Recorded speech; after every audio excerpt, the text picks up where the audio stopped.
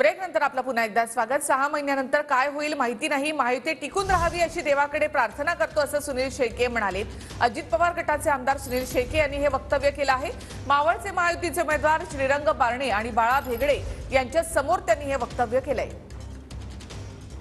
6 महिन्यानंतर काय होईल माहित नाही, महायुती टिकावी असं देवाकडे सुद्धा प्रार्थना करतोय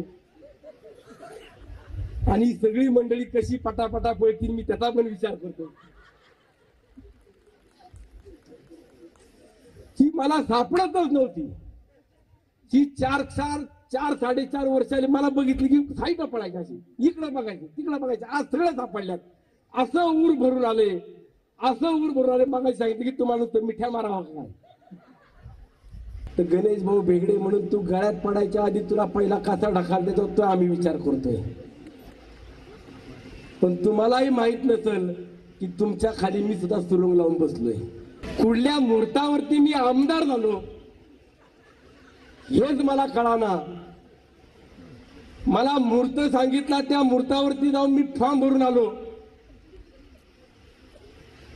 पण 5 वर्षाच्या आतमध्ये असं सर्व काही चित्र पाहिलंय, असं काही अनुभवलंय की पुढच्या 25 वर्षात जो कोणी आमदार असेल त्याला सुद्धा असं चित्र कधी पाहायची वेळ येणार नाही।